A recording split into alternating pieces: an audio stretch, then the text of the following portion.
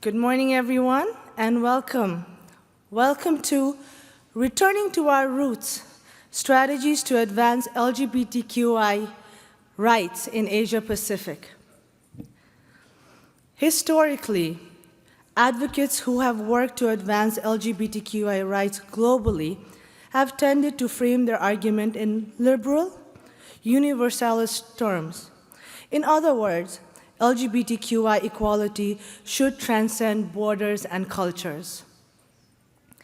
At the same time, some anti-LGBTQI in-country groups have asserted that homosexuality is an imported concept or even a disease of the morally corrupt West.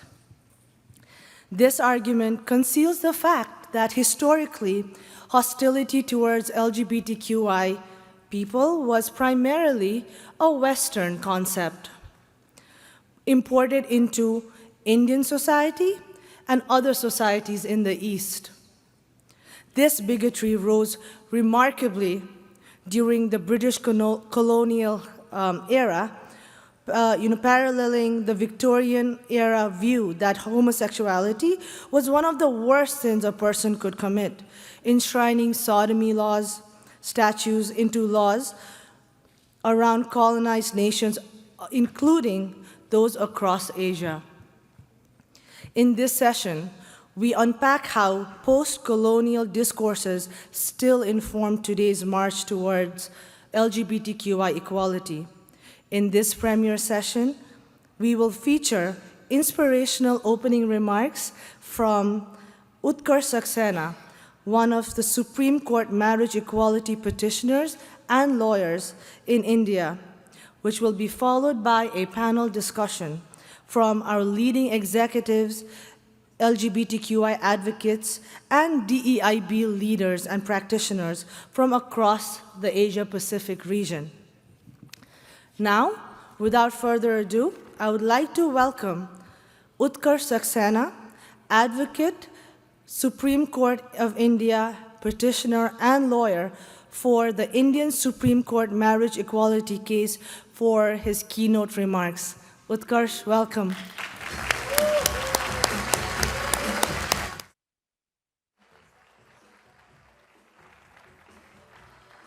Thanks. Thank you. Thank you, Akriti. Good morning, everyone. Thank you so much for joining us this morning for this very important conversation. As Akriti mentioned, I'm currently a petitioner before the Supreme Court, and I'm also appearing as a lawyer in this fight for marriage equality. And as a part of this litigation, we've been working with media houses, news organizations to build some awareness as a part of the litigation strategy, because law and society have to move together on this issue. And I found myself on one such live interview on British national TV. I just landed in London. I quickly rushed to the studio, did a quick interview. I'd done this a few times and was quickly out of the studio in 10 minutes and was on my way home. And an hour later, when I entered my hotel room and connected to the Wi-Fi, my phone exploded. I'd received thousands of messages and emails and notifications full of anger and hate because I'd upset some British conservatives in the UK, and I wasn't quite sure what I'd said that had irritated them so much. And then I went online and found a snippet that was going around where the interviewer asked me about the impact of colonial-era laws on LGBTQ movements in former colonies. And I stated what I thought was a pretty well-known fact about how these movements have been severely handicapped because of the legacy of these laws. But of course, that didn't go down very well. I got hateful messages, get over colonial history, stop blaming us for everything. It's been 75 years that you've been independent. Can we please move on? And most surprisingly, LGBTQ rights are a product of the 20th and 21st century. The whole world apparently was homophobic. So stop blaming us for all your problems. And in that moment, I mean, it was a sobering moment. I realized that, of course, colonialism continues to be a difficult conversation in the UK and many European countries. But the impact of colonialism on the queer rights movement is not even a conversation. It's disappointing how oblivious people are about the profound damage that European colonial powers did in Asia and other colonies. And that's why I think it's very, very important to talk about this. Because contrary to popular opinion, as Akriti was just saying, homophobia and not homosexuality are Western imports in Asia Pacific. Before the European powers reached the shores of India and many Asian countries, societies were actually quite open and inclusive. We were all parts of the community. There were no laws questioning and criminalizing our identity. In India, for instance, and this is very well documented historical scholarship, very well question of record, when the officers of the East India Company reached the shores of India, they were absolutely horrified. They didn't understand this open and inclusive culture, especially considering their context and background of Victorian values that were suspicious of pleasure and desire. Who were these men who were dressing up like women in women's clothes, apparently, taking part in dances like Bharatnatyam and Kathak and being celebrated and being included in society? It was not acceptable to them. As a result of which they passed a series of laws for transgender persons, creating registries, require them to register as if they were criminals. And many of those laws continue to exist in post-colonial societies even today. The most stark example of this is that the criminal provision that criminalized homosexuality is called Section 377. I'm sure for many of you that number means something, is triggering, because it's that same penal provision 377 that criminalized homosexuality in India, Pakistan, Bangladesh, Sri Lanka, Myanmar, Singapore, even Trinidad and Tobago. Because this was the homophobic project of the colonial empire, where it went about passing these laws and implementing them in all these jurisdictions. The officers of the East India Company didn't understand our religion. What were these temples that had their walls adorned with sculptures and statues celebrating same-sex love? I'm not sure if many of you know this, but the Khajuraho temples in India, in central India, and many others in central and east India, actually are dedicated to Kama, Lord Kama, which is the famous Kama of the Kama Sutra, who is the Hindu god of romantic and sexual desire and pleasure. And the walls of this temple are adorned with statues showing same-sex love of all forms and shapes that you can possibly imagine. Men having sex, oral sex, women having sex, group sex, orgies, whatever you can imagine. And this is on the walls of a temple around the Sanctum Sanctorum, which is the most sacred site in the temple complex. That was the history of India before the British reached the shores of India. In fact, I often joke, if the LGBTQ community needs a shrine, they should pick the Khajuraho temples. I can see many of you, absolutely. I can see many of you Googling Khajuraho temples, and you must.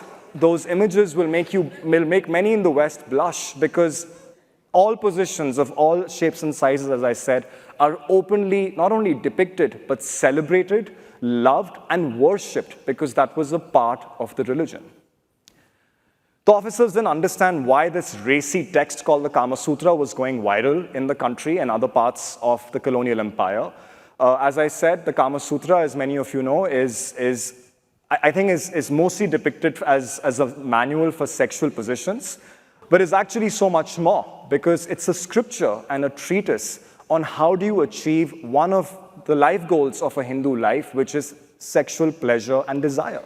There is no suspicion or prudishness in the scripture around sexual pleasure and desire, and actually therefore guides you and helps you achieve a fuller, more sexual life, because that's one of the life goals of a good Hindu life. And these are all texts which were written in the 2nd century. The Khajuraho temples I mentioned were built in the 8th century, thousands of years before the British reached the shores of India. The officers of the East India Company also didn't understand our mythologies. I grew up hearing stories of gods changing genders all the time, of some gods having sons with another male god. So you may have all heard of the 3 Hindu gods of Brahma, Vishnu, and Shiva, the creator, preserver, and destroyer. But not many of you may know that one of their sons, Lord Ayappa, is actually a son of Lord Shiva and Lord Vishnu.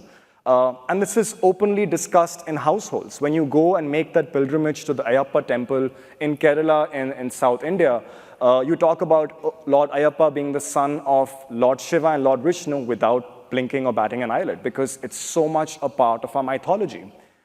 The river Ganga was brought down to earth as per our mythology by Bhagirath, who is the son of two goddesses. Again, I knew this story. I never thought much about it till I started discovering my sexual identity, till I felt alienated and realized that actually the most comfort and acceptance I was getting was from these ancient scriptures and mythologies and stories that obviously gives you so much more power and confidence. Even Sufi poetry of a medieval period in India is replete with homoeroticism and poetry and love odes of two men and two women without any prudishness about it. I've been reading a lot of these translated texts, and a lot of these, it's hard to believe, were written in the 13th and 14th century. The two queer icons, in some sense, of the LGBTQ movement in India are Amir Khusro and Nizamuddin Aulia, two Sufi saints, poets, who regularly talked about their love and devotion for each other. And many of these are now re-portrayed and caricatured as love songs in Hindi movie songs and Bollywood movie songs, but unfortunately more often for heterosexual couples than same-sex couples, but hopefully that will change as well. And I just wanted to read some things out from you. These are lines from the 13th century that have so much passion and love and desire in them. Amir Khusro writes about Nizamuddin Aulia saying, "My blossoming youth is red with passion. How can I spend this time alone without you? Will someone please persuade Nizamuddin Aulia? For the more I coax him, the more he acts coy. I will break my bangles and throw them on my bed. I will set fire to this bodice of mine. The empty bed frightens me, and the fire of separation scorches me." The same Amir Khusro, in another cheeky line, says, "If he's not available, there is his brother." Mir, are there any restrictions in love? Speaking to us back from the 13th century, this is the power of Sufi poetry that's openly celebrated homoeroticism and same-sex love of all kinds. And no wonder it left so many officers from the East India Company blushing and embarrassed. There's one of my favorite lines, which is now a very famous ghazal, loosely translated is, "I asked what is heaven, and he said a glimpse of me. I asked what is contentment, and he said a favor from me. And I asked what is anguish, and he said a yearning for me." This is the love between two Sufi poets, men, yearning for each other and struggling and sort of craving each other's presence all the time. And last, the reason why I think all of this is important is because, as Akriti was just saying, the easiest way to discredit and delegitimize us and our fight for our expression of love is to say we are a Western import. We aren't a part of this culture. We don't belong here. We are a disease. And therefore, we must be condemned and discarded, and is very cleverly but unfairly pitched as a decolonization project. But the truth is that the real decolonization is us reclaiming our past history and heritage, us reclaiming our roots, which was so much more inclusive and open than many people realize and understand. And that is powerful, because then it's not just about universal human rights, a language that comes from the West, but it's about us reclaiming our identities and defining them and describing them in our grammar, in our language, in our scriptures, our religions, and our mythologies. And I think that is the most powerful way to win this. One of my most inspiring friends from the community is a transgender person who lives in Bangalore. And she ended up meeting with the minister, who was telling her about how this is against our culture and this is against nature. And she took that minister home and actually explained to the minister the rich history of the transgender community in India, the Hijra community, which has been openly accepted and embraced and loved and even revered. It's still common tradition when you have a wedding at home or when you have a child at home to call members of the Hijra community home to celebrate because they're a good omen. Of course, they have their struggles because post-colonialism, these traditions were broken down. These laws criminalized their identity, ostracized them from society. But they are also reclaiming themselves in a grammar and language that is our own, that is Indian, and that belongs to our roots. This is also, I think, powerful because as the marriage equality litigation was unfolding, another way to discredit this, initially they said this is a Western concept and should not be entertained. Now they say it's an urban concept. Okay, so it's reached our urban areas, but now it's apparently seeping through into the rural areas. But that's also misleading.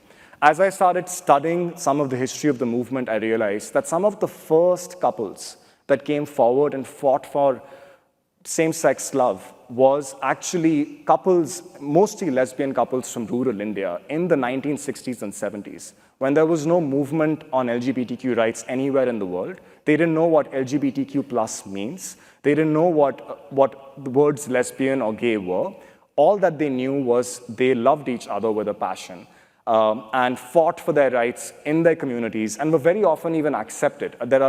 There's replete evidence of tribal communities having marriages of same-sex couples in the 60s and 70s.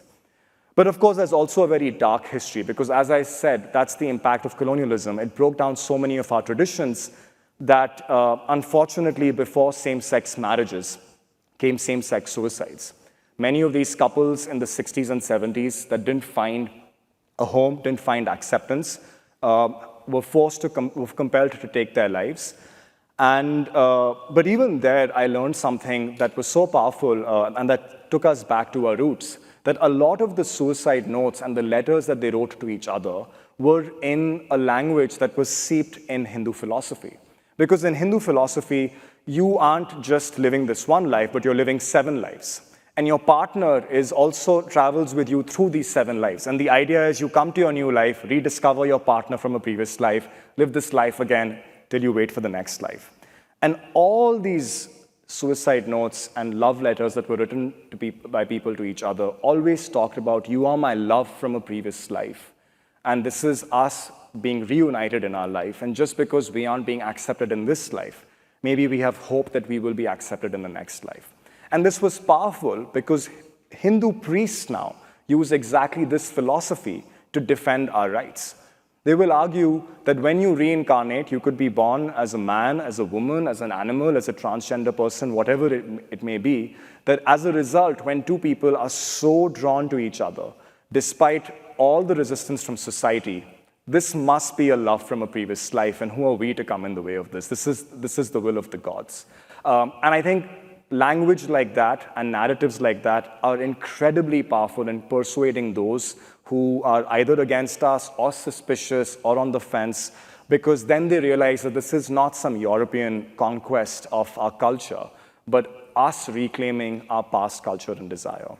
I know there's a fascinating panel coming up, so I don't want to take too much time, but I want to end with my favorite line from the Kama Sutra.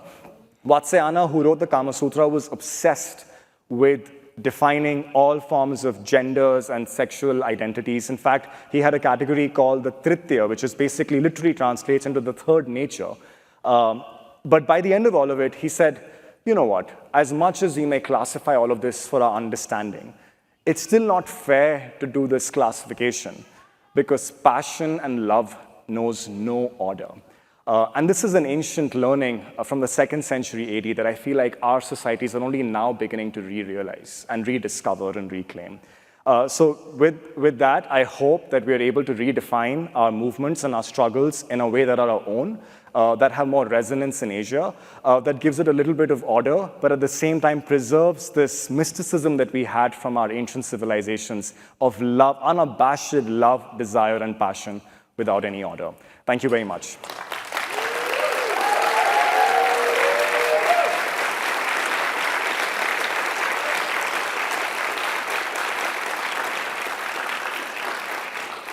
To kick off the panel, I'd like to invite my good friend Ramakrishna Sinha, co-founder of Bright Circle and Rainbow Bazaar, doing path-breaking revolutionary work.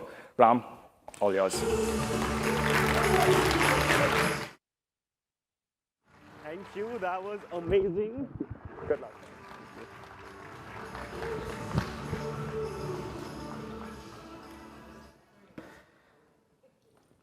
Wasn't that wonderful? Can we have one round of applause for him, please?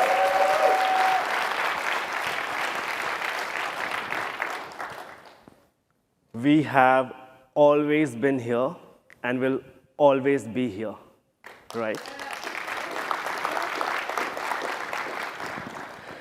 Hi everyone, my name is Ram, pronounced he, him. I'm co-founder of Pride Circle and Rainbow Bazaar. We basically work with organizations to help them understand what pride means and what LGBT plus inclusion means. And we're very happy to say that we facilitated jobs for more than 1,000 LGBT plus people in India.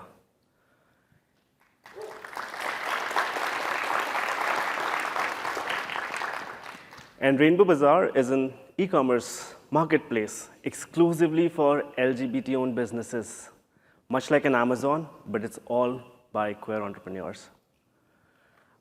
I want to share that because sometimes we feel like in Asia, there's a lot of taboo, there's a lot of criminalization, and things are not happening on ground. But I really want to say that while we may have been slow to pick pace, but there's some groundbreaking, phenomenal work happening around LGBT plus inclusion in Asia. And this panel is all about understanding that. So I would like to welcome the fabulous panelists for today. Please join me on stage.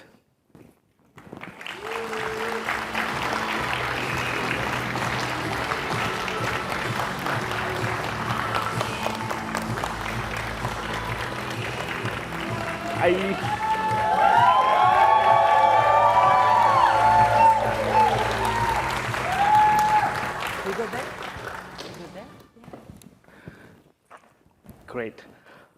First of all, thank you so much for traveling from all over Asia to be here, APAC, right? And long flights, everyone. So maybe jet lagged a bit still? A little. A little, right.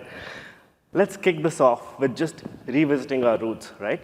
Let's quickly share in each of your countries where we are in terms of legislation. How have we kind of decolonized in terms of just basic decriminalization of homosexuality that we had in India only in 2018, right? So let's just quickly look at what progress we have made till now. A quick landscape of the country. Would you like to go ahead? Yeah, so... and also introduce yourself, please. Yeah, g'day. My accent is Australian, by the way. So my name's Dave Dawson. I'm the chair of our ERG for APAC. So in Australia, we actually had a referendum in 2017 where the country decided, should we allow same-sex marriage or should we not allow it? And obviously, the public voted in favour of same-sex marriage. There was, in leading up to it, there was advertisements on the TV about why Australia should take that step forward and speak up for all the LGBT people in Australia to say, hey, look, we're accepting, we're open, we're diverse, we want to be included. So that Marriage Act came in 2017, and I remember on the day, it was live on TV, and they were in the Parliament House there in Canberra, and after they made the vote, it was just so much emotion. I think the country just felt that sense of relief to say, yeah, we can actually marry who we want to marry. And then the next day, everyone else was out there getting married. So, except me, I'm not married yet, but anyway, that's another story. Take note, available and single. But yeah, so, but that's how it all started, by a simple fact that having the law change made a huge difference in Australia. Absolutely. Legalizing love. Yeah. Thank you. Good way to put it. Thank you. Do you want to go ahead? Hi, everyone. I'm Sabrina. I'm really nervous. So I'm born and raised Singaporean, so I feel like... really? Okay. Thank you. So what I'm going to share, I'm not a lawyer, so don't come for me. But Singapore, similar to India, very recently repealed 377A, which is basically, you would think, wow, that's a great win for the community, right? We repealed it. but we were basically kind of given crumbs by repealing 377A, because what they did instead was they put it in the Constitution that marriage is defined as between man and woman. So changing the law, like you go to court, you go to Supreme Court, and then you can kind of get it overturned, right? But when you embed it within the Constitution, then it becomes so much harder to make a difference, and to change it, you need a referendum, which is basically not happening. So it was a very, very bittersweet moment for our community when that happened. It was like, yay, but, not yay. And I think the thing about Singapore as well is that the messaging is a bit more insidious in a way, because it's not about like religious movements because we identify as secular, right? The way the government tries to convince or push the narrative is insidious because it tries to use logic, right? So it will tell you things like, because we've never enforced 377A, so what's the fuss? Let's just keep it, nobody's being harmed by it. And then the second thing was saying like, in terms of Singapore, we have a very, very huge aging population, right? Similar to a couple of other Asian countries. So what they would say is, if we do legalize anything, right, like related to the queer community, what we're doing is we're actually making it worse for the everyday people, because, you're not going to have babies going forward, okay, whatever logic, but essentially, the messaging is very insidious, because what it does is it tries to use logic as opposed to like religion and other form of like cultural warfare in order to try to push the narrative. So people who, even if they don't identify with specific cultures or religion, they kind of get coaxed into the messaging of logic. Yeah, so it's not all doom and gloom-ish. Like, trans folks do have rights in Singapore.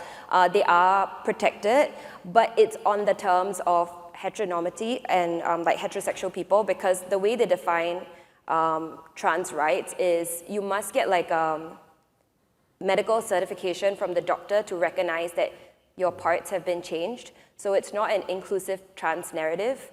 Yeah, so that's where we're at right now, and I think it's going to be an interesting journey, and yeah, I think that's where I'm at. Thank you, Sabrina. Yeah. Do ahead. Well, I don't know how to go through with such great story, right? So, by the way, my name is Wina, pronouns she, him. I came from Manila, Philippines. So, I came from a country where it is 80% Roman Catholic. So, we were colonized by three major countries, which is Japanese, Spanish, and the US. But to go back to what was touched upon earlier about colonialism, we were part of those countries who were heavily, because of the colonization, our culture also has shifted in terms of how people deal with the LGBTQ community. Because prior to the Spanish colonialism, we had shamans or high priests that were transgender or part of the community that was equally and totally respected by the community. But because of the Spanish coming in and bringing in Roman Catholicism, that was when everything shifted. So they were stripped of their powers, they were suddenly outcast of the community. And 3 years or hundreds of years after, we still continue to fight for what we felt was obviously present before. So, and now, where laws would be much powerful, we feel that laws would be much powerful to help us really build there. Unfortunately, my country doesn't have even any anti-discrimination bill, or what we call specifically for the community as a SOGI equality bill. So up to this very day, even though my country is dubbed as one of the LGBTQ friendly countries, because we are tolerant, I'd say, as a country, we welcome everyone. Our words are basically neutral when we talk about people or we pertain to persons, but there is no protection as such in terms of making sure that if you are, or if you live in the country or you travel in that country, we make sure that you are protected. So I guess the fight continues on. Yeah. That's where we are at now. Thank you. Right. So, like Wina, I am from the Philippines, and we bear the proud title of being the only other country apart from the Vatican that does not have divorce. And so for our LGBTQIA plus community, what hope do we have? But I still feel very hopeful. But I do have a story that is outside of the Philippines. And so my name is Christine N. Mabini, pronouns she and her. I am the head of customer experience for Taiwan, Hong Kong, and South Korea for Uber. And a proud regional advisor for APAC for the Pride at Uber ERG. And so in Asia, Taiwan was actually one of it was the first to legalize same-sex marriage back in 2019. That was May 2019. It was widely and wildly celebrated. I guess, to an extent, when some other place does advance, we just want to party with them too. And I remember that moment, and I'm like, Taiwan's first, maybe we may not be so far off. And so fast forward to 2021 when I took a role in Uber in Taiwan, and I was processing my papers to move because I was going to take up that role there. I was reminded that I probably should have read the fine print, because apparently, although you are allowed, or Taiwan recognizes same-sex marriage, it does not recognize transnational same-sex marriage. That also means that if one of the spouses come from a country that does not recognize same-sex marriage, Taiwan was just off hands.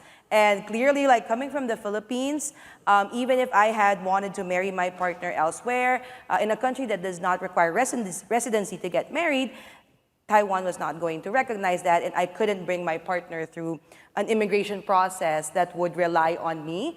And so I did not want to put that pressure on my partner to find a job in Taiwan just because I was moving. And it really felt like having to decide between career advancement and being with a person that you want to spend the rest of your life with. And I was not there for it. And so although I did try to move, and Taiwan is just an hour-and-a-half flight from the Philippines, you can argue our traffic is much worse than that. But it just wasn't something that me and my partner were amenable to. And so I am reminded of the conversations around joy and grief. We talked about, great, you have a place where same-sex marriage is recognized, but at the same time, somebody comes up to you and say, not quite. Is this just one thing that does not apply to you? And there's really a lot of confusion and ambiguous feelings about something like that. On one hand, you want to celebrate progress. On the other, you recognize it's not complete. And therefore, it's really a struggle. On the one hand, we want to be joyful. On the other hand, we grieve. And that's what my experience has been. Thank you.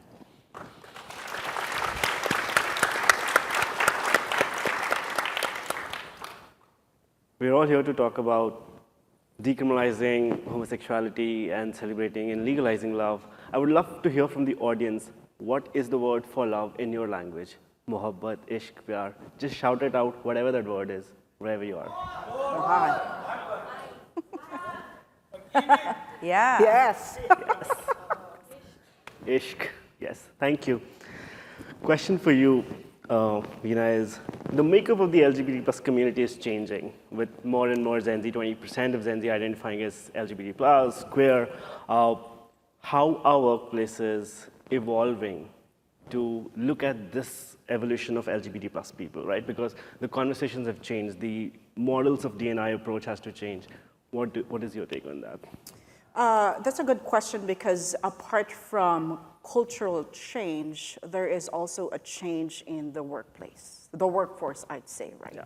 There was a news that NBC published in June where it says 9% of a certain survey that was done in the US, the UK, and Asia, where 9% of adults identify as LGBTQ+.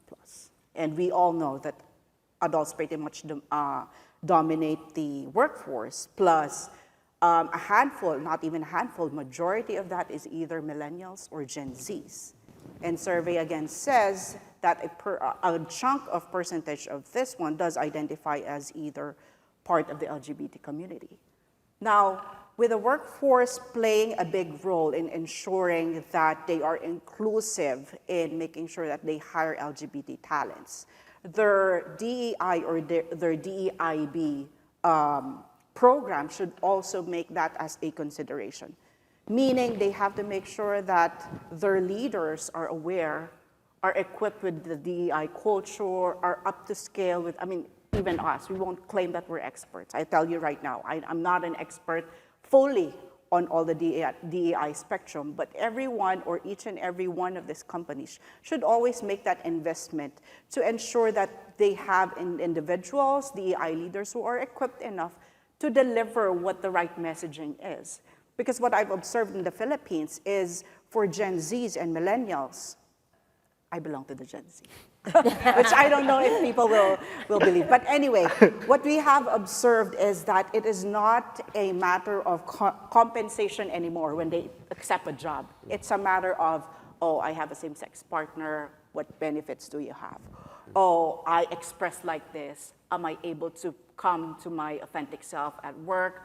Do you have a specific dress code? So it's not salary and compensation anymore. It's the feeling of belongingness that is more important at this time. So if the workplaces doesn't shift to that cultural norm, the new norm of how people are entering the workforce, I think they have to rethink their strategy, because at the end of the day, their success, DEI as a core value, is always going to be part and parcel of their business success. Absolutely. It's not just salary and compensation, but salary, compensation, and belonging. Yes. We should not have to choose either or. You can't have to choose between having a partner or a career. We have to have it all. Yeah. Right?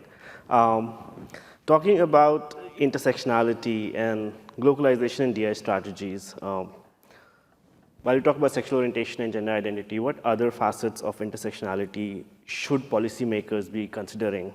This is for David and Christine. I think culture plays a big part, right? So, for example, in Australia, the First Nations, the Indigenous people of Australia, it's one of the oldest civilizations, oldest cultures out there, 65,000 years.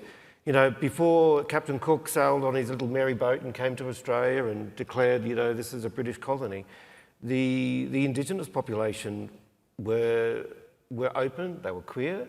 I think, you know, it's safe to say that the First Nations could be one of the oldest queer tribes within the world. And so I think culture plays a big part in those facets. You know, we look at gender, we look at sexuality. Let's not forget the culture as well. I think that plays an important part. Yeah. And how does the DI policymaking bake that in? Like, what Yeah, should they be? so what we've actually, within our section of Boeing in Australia, our policies integrate both cultural First Nations culture and also, you know, within the LGBTQ norms. So we sort of we intersect that within our policies. You know, we want to include queer First Nations employees. We want to attract queer First Nations into our company, and by having that set in our policies is an attraction. We can say that what we have within our subsidiary in Boeing in Australia, it's very inclusive. You know, if someone from outside wants to come and work for us, we can say, you know, we look after our LGBTQI employees and also our First Nations employees. We want to embrace that culture together. I think it's all about like taking everyone along, right? Like building a culture for everyone to bring their whole self, and that whole self is also about other identities. Christine? Ram, I love how you talk about intersectionality. I think the ERG concept in APAC is actually fairly new. I certainly did not hear about it before I joined Uber. But I'm so proud to talk about how we have 12 ERGs in Uber for a company that only has a little over 10,000 employees. That's essentially, you know, you have a pick of these identities or parts of your identity that you can proudly represent, right? And I think the LGBTQIA+ community is just so used to being pigeonholed. Being able to say, I am this and this and this and this all at the same time simultaneously is very, very, very refreshing. And I think in terms of what do we need to continue in terms of adding to policies, I think it's a continuous listening as well. New parts of our identity are popping up every day. And actually, when I ran this conversation by our ERG lead, Travis, I'm not sure if he's here, I asked him, Travis, we have 12 ERGs, right? I want to get that right. And he said, we actually are about to have 14. We are adding to it. Personally, I identify as Asian, women at Uber, Pride at Uber. I'm part of those ERGs. We have ERGs like Sages at Uber, Veterans at Uber, Interfaith, Parents at Uber. You can be all and none if you choose to, all at the same time, but it's just constantly popping up. So I think what's important is also acknowledging that what we have now, it's really not the end state. All of those policies need to keep evolving as all of our employees identify and define different parts of themselves, and being able to bring that to work is, like we talked about, it's not just compensation now, it's belonging and being recognized and loved for who you are at work is super empowering. Absolutely, thank you. Sabrina, this is for you. We're talking about ERGs, and how can ERGs advocate for their initiatives and programs, which is strategically fits with business objectives? What is your experience in this? Let me tell you. So, I'm part of Agoda, which is one of the subsidiaries of Booking Holdings.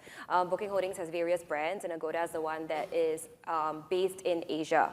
So that leads already a very complicated environment, right? You're covering like 50% of the workforce is Thai, 50% of the workforce is expat from 89 different nationalities, and we hire globally. So that's kind of the context that you're working with. Now, I've been with Agoda for about 4-ish years, nearly 5, and I am super out there. I love our rainbow family, and I was really of that mentality that I can make a difference, right? Like, as much as with all my passion, with all my energy, I can make that difference. And I can, right? Like, I had the Pride group going. We had our fireside chats. I connected the community. We had our socials. So I was making a difference on that level. And this is where the why is important, right? Like, when I try to have conversations around policy or benefits or gender inclusive bathrooms, just on any topic beyond our little bubble, I was always kind of swatted away politely, sometimes not so politely. And that's why this year, when we formalized as an ERG in May, yay, it was such, yes, really, honestly.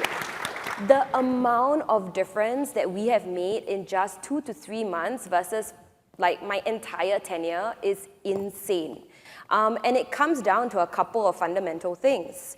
I think really understanding what the business prioritizes, what the people team, because diversity for us sits within the people team, what their goals and their milestones and their objectives are, means that we're part of like a bigger narrative and a bigger purpose. So when you're trying to push and we are like, hey, I want to do inclusive benefits because diversity is now one of our overall company's objectives. That's a huge difference versus Sabrina going like, hey, can we have like gender inclusive bathrooms, please? It's really very, very different.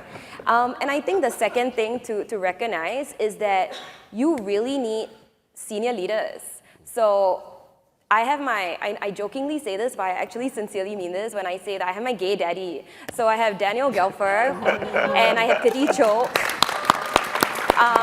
And they're our executive sponsors. And the world difference that they made to the Pride community, because they can go in and they can ask questions and not get swatted away, right? Like when they speak, it makes a difference.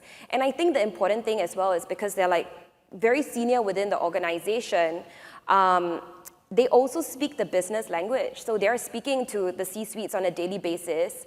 They can tell us how to craft the narrative, what the leaders want to hear, what is the business objective, and align it that way. So honestly, without them, like we wouldn't have come as far, even in that small 2 months, 3 months or so without them. So leadership, representation, and partnership is super important.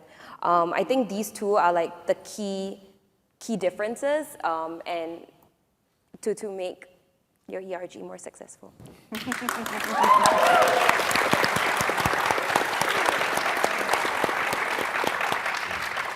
So congratulations on starting the ARG and the success you had within 3 months itself. That's amazing. And all the best. Thank you. Let's talk about families. Families and marriage pressure and all of that, conformity to family values is a big part of Asian APAC culture. And a lot of times also parents come with great intention, it's just that they don't know better, right? One of my favorite movies is Prayers for Bobby, if you have watched that, right? It's the mother trying to do the right thing and causing all the damage. How can workplaces, in a space where parents may not have access to resources, or they may have young parents in their company who might have LGBT plus kids, how can workplaces support parents or bring that conversation that makes home safer? David? I guess one initiative, what we started at Boeing is called the Boeing Ally Program. And these are independent people from the business that are actually trained, mental health first aiders for a start. So we actually are all trained in mental health first aid. But what we also do is provide a support network for our employees and their families. So I've had employees come up to me and say, look, hey, my son or daughter has identified as gay or lesbian, or they're thinking of transitioning. You know, what support, what help can you provide? So we have those conversations. We provide the support to them. We may provide other options to say, look here, have you thought about this? Have you thought about that? So, and the program's been set up. It's for about 2 years now, and it's quite successful. And the benefit is that what I like to see is employees come back to me and say, hey, I had that conversation with my son or daughter, and thanks to you now that I know where to go. I know there is support out there, you know, and I think that's so rewarding to feel that you're making a difference and that the Ally program is making a difference. Within the Ally program, it's made up of not just members from the LGBT community, but we also have allies that represent the veteran community, the women in leadership community, and also the First Nations community. Because we all intersect together. We all have differences, but at the end of the day, we're there to support our employees and their families. And that's been a great initiative, and it's been working well. Absolutely. Thank you for sharing that. Christine, you have a parents' ARG tour. Absolutely, yeah. And Ram, I love how you talked about sometimes it's just about not knowing better. Because I feel like awareness really is step one. And we throw the word representation around, it almost loses its meaning sometimes, but it is real stories. So I'll tell you about, like, I had a direct report. She has 4 daughters. And she came to me saying, I think one of my daughters is on the cusp of telling me that she has a same-sex partner. And I'm like, great, welcome to the family. But she told me about that conversation at the dinner table where she visibly saw the struggle that her daughter was having. I think coming from a third world country like the Philippines, it's very important for us, for parents in particular, to know that their children can secure their future. And one of the difficult things for her daughter was, imagine if she could still get gainful employment if she came out so early, and she was still in university at that time. And I was so proud of my direct report when she told her daughter about me and said, here's my boss. She has done pretty well for herself in terms of her career, which meant that I had qualities that were outside of my sexual identity that could make me successful. Like, it's not about being just part of the community, right? It's never the end all and be all of it. And I think we need more stories like those. And again, speaking to one of my colleagues yesterday, Betty, I'm not sure if she's here, she talked about our existence is the resistance. I feel like our existence is also a proof of concept. When we are joyful and we show that we can live full, rich, successful, loving lives, that shows other people that it's not all doom and gloom in this side of the fence, you know? And it shows children that there's something to look up to. And therefore, when I say representation, it's real stories and making them real. And I also want to shout out to one of the sessions that I attended in the summit. from Northrop Grumman about reverse mentoring. And it's giving me ideas about, could we sign up our parents to link them up with, members of our community who are open to tell their story and just guide them through that. And it may not, all end in a great ending or rose. It's not going to end up roses, but it's a start versus a parent trying to navigate by themselves, feeling alone, which you could probably already tell might not have a good ending.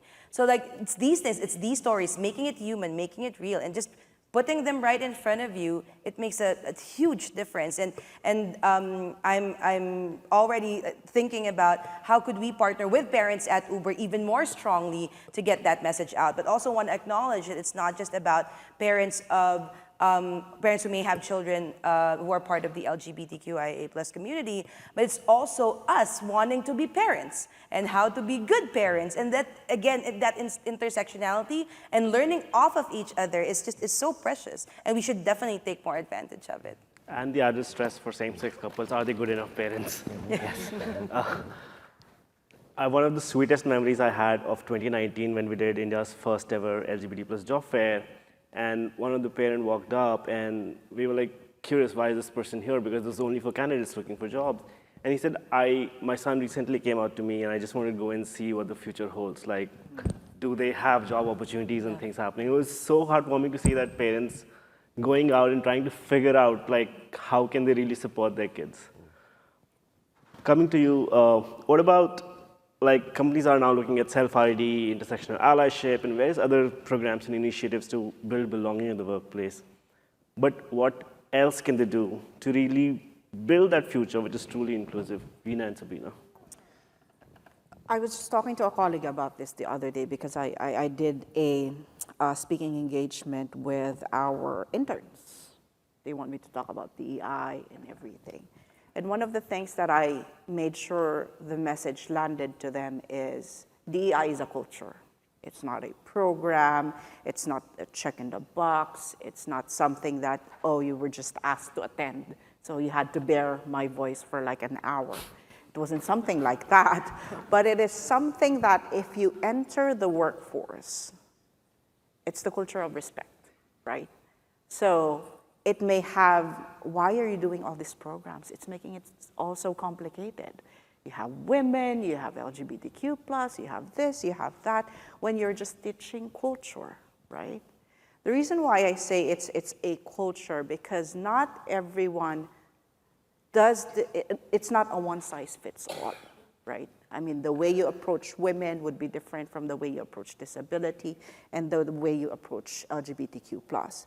But in our community in particular, I think our ask nowadays is inclusion within the community, meaning inclusion also within the LGBT community. Because let's face it, we also see unconscious bias within the LGBTQ+ community, right? You may think you know it all. I mean, me, myself, I don't know everything about my gay siblings. I don't know everything about my bi+ siblings. And I need to show my vulnerability of learning from them. So I guess it has to be that intentional and authentic responsibility of being an inclusive employer, an inclusive leader. And the message would always need to be a top-down approach, because it cannot be all done by your front lines. Plus, one of the things that workplaces also should recognize is their frozen middle, which is their middle managers, right? Because every messaging that all companies would have to cascade, their majority or their biggest army is their middle. That's the thing that we need to unfreeze, is our frozen middle, and teach them exactly how it is to be inclusive. I mean, it's not a full curriculum. It's not even something that you have to sit and read back, right? It's just simply ensuring that the culture of respect is embedded and no one gets to be discriminated. Thank you.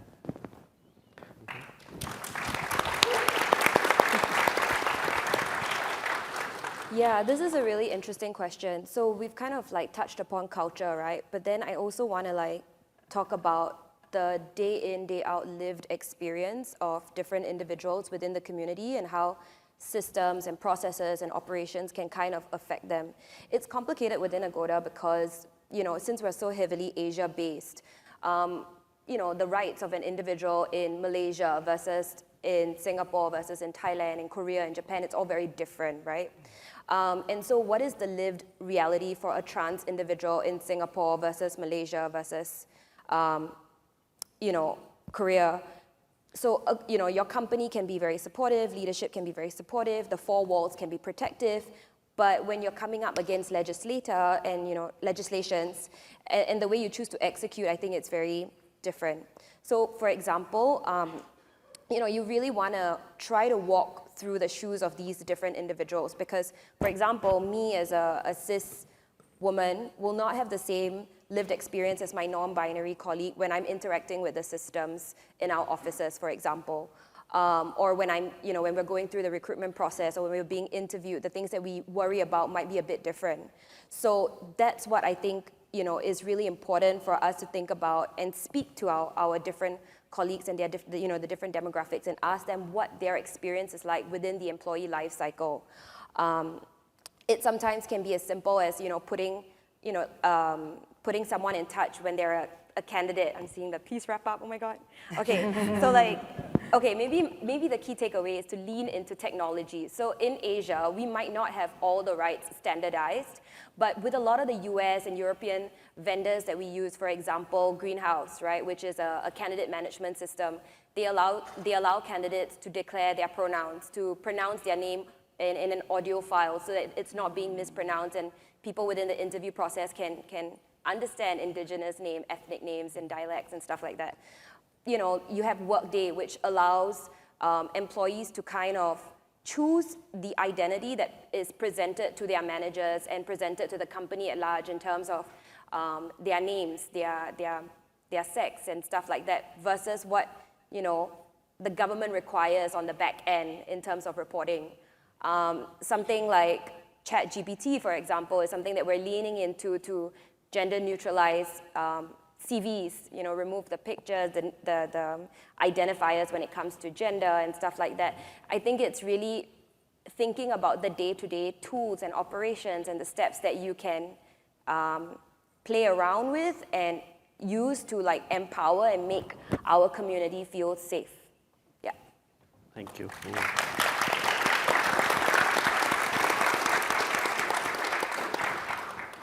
So what I hear is while each of these countries have different legislation, legal battles, it's not a smooth standard system that will work across. But despite that complexity, there's a lot of room to do a lot of good work there itself. And I think as organizations, what we need to focus on is where is that room to do something and do something about it. I think the tragedy is not where we can't do anything because we are up against a very uphill thing and we don't have any influence, but we don't do things that we can do to make a difference. So let's stick on what we can do. And thank you so much for joining in today and for all your insights. Last messages for the audience. One message, each of you. Anyone can go.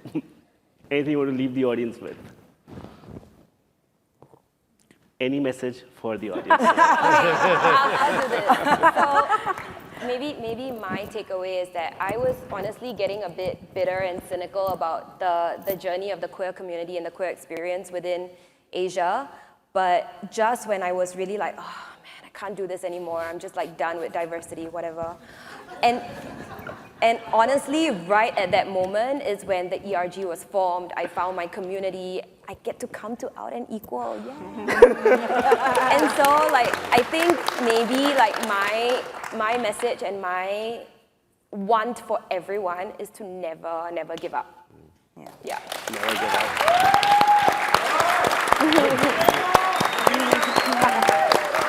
I tend to agree. The summit, the last few days is all about the challenges, the issues in front of us. All I can say is keep on fighting, keep on challenging, and just keep at it. That's all we can do. Yeah, absolutely. I guess for me is, especially for those who have companies in the Philippines, I share the business organizations, the Pride business organizations in the Philippines, which is obviously mostly Out and Equal members as well. I guess the message I'd like to impart is please select to show up all the time as we fight for the sexual orientation, gender identity, and expression bill. Because that is the only, even if it won't go through in our lifetime, choose to show up for the future. Our future workforce is the one that will continue our fight, and never get tired, because even myself, I felt sometimes it's too tiring, right? But if you come to think of it, if I choose to just go in the sidelines, no one is gonna push it all throughout. So we didn't have that leisure of seeing a role model. So be one in all your organizations. Yeah. So coming to Out and Equal, I've told my colleagues how I often feel that the progress in Europe or in North America are so enviable when you take a look at it from the lens of Asia. What I'd love to say is, despite that, we are hopeful. So please invest in our hope, support in our hope, and we look forward to coming back with stories of triumph. Of course. As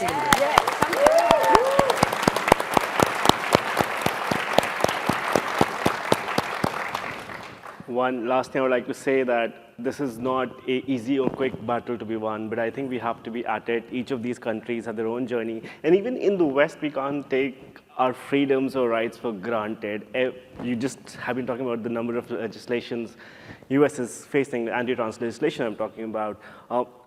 Until unless we're always at it, and this is not just the community, but community and allies coming together and keeping that bar that we have to make a kinder world, we have to make a better world, and we deserve a better world for each of us, right? And that we can only do when we all come together and do what we can do. Thank you so much for joining us today. Have a wonderful rest of the summer. Thank you.